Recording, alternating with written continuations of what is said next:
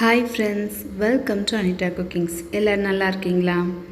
இன்னைக்கு Anitacookings-ல சாக்லேட் பீடா தான் பார்க்க போறோம். இது ரொம்பவே சூப்பரா இருக்கும். फ्रेंड्स நீங்களும் கண்டிப்பா உங்க குழந்தைகளுக்கு செய்து கொடுங்க. சரி இது எப்படி பண்ணலாம் பார்க்கலாம் வாங்க. ஓகே இது பண்றதுக்கு ஒரு pan எடுத்து ஸ்டவ்ல வச்சுக்கோங்க. அதுல 1 கப் மில்க் பவுடர் சேர்த்துக்கோங்க. சேர்த்துட்டு லோ ஃப்ளேமில் அது ஒரு 2 minutes நல்லா வறுத்துக்கோங்க. லோ ஃப்ளேமில் வச்சுக்கோங்க, இல்லைன்னா அது கலர் சேஞ்ச் ஆயிரும். ஸோ நீங்கள் லோ ஃப்ளேமில் வச்சு நல்லா வறுத்துக்கோங்க.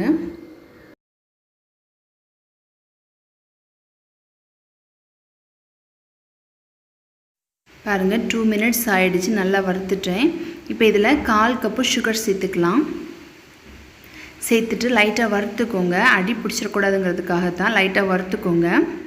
இப்போ இதில் 3 டேபிள்ஸ்பூன் கொக்கோ பவுடர் சேர்த்துக்கலாம்.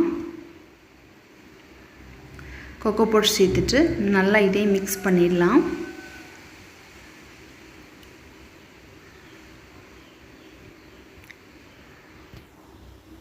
நல்லா மிக்ஸ் பண்ணிக்கோங்க, அடி பிடிச்சிடக்கூடாது. இந்த மாதிரி நல்லா மிக்ஸ் பண்ணிவிட்டு இதில் நம்ம பால் சேர்த்துக்கலாம். நான் 1/4 கப்பு பால் எடுத்திருக்கேன்.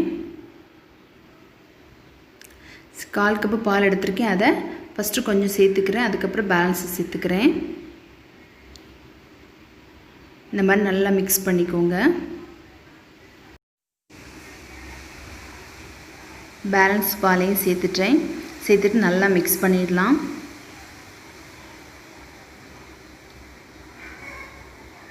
பாருங்கள் ஃப்ரெண்ட்ஸ், நல்லா மிக்ஸ் பண்ணிட்டேன். இப்போ இதில் நம்ம 2 டீஸ்பூன் கீ சேர்த்துக்கலாம்.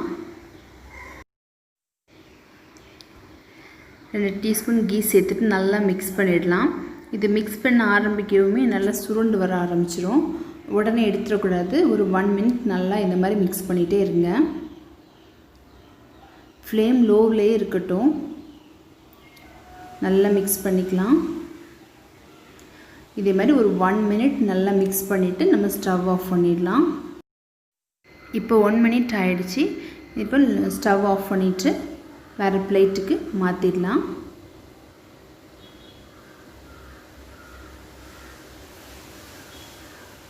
பாருங்கள், பேனில் எதுவும் இல்லாமல் கிளியராக வருது பார்த்தீங்களா?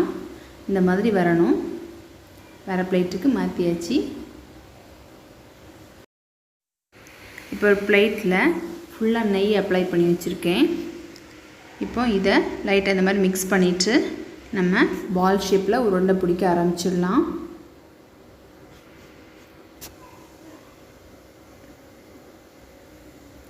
பாருங்கள், இந்த மாதிரி சின்ன சைஸில் எடுத்துக்கோங்க. எடுத்துகிட்டு உருண்டை பிடிச்சிக்கோங்க.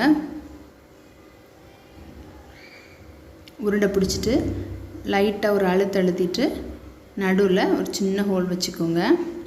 ஏன்னா நம்ம இதில் நட்ஸு கட் பண்ணி வைக்க போகிறோம். ஸோ அதை சின்னதாக இப்படி அழுத்தி வச்சுக்கோங்க. இல்லை நட்ஸ் நீங்கள் வைக்க விருப்பம் இல்லைன்னா ஜஸ்ட் அழுத்திட்டு அப்படி வைக்கலாம். உங்களுக்கு என்ன ஷேப்பில் பிடிக்க விருப்பமோ நீங்கள் அந்த ஷேப்பில் பிடிச்சிக்கோங்க. இது பார்க்கவே அவ்வளோ அழகாக இருக்கும். அதேமாரி சாப்பிட்றதுக்கும் செம்மையாக இருந்து ஃப்ரெண்ட்ஸ், நீங்கள் கண்டிப்பாக செய்து பாருங்கள். செய்து பார்த்துட்டு உங்கள் ஃபீட்பேக் எனக்கு கமெண்ட்ஸில் சொல்லணும். குழந்தைங்களாம் விரும்பி சாப்பிட்டாங்க. எங்கள் பையனையும் என் பொண்ணும் ரொம்பவே விரும்பி சாப்பிட்டாங்க. ஸோ நீங்கள் கண்டிப்பாக செய்து கொடுங்க. ஓகே ஃப்ரெண்ட்ஸ், மிச்ச எல்லாத்தையுமே இதை மாதிரி நம்ம உருண்டை பிடிச்சி இந்த மாதிரி ரெடி பண்ணி வச்சுட்டு பார்க்கலாம். இப்போ இது நடுவில் நான் கொஞ்சமாக நட்ஸ் வைக்க போகிறேன். பார்க்குறதுக்கே ரொம்ப நல்லா இருக்கும். ஸோ அதுக்காக வைக்கிறேன். நீங்கள் வைக்க விருப்பமெல்லாம் ஸ்கிப் பண்ணிக்கலாம்.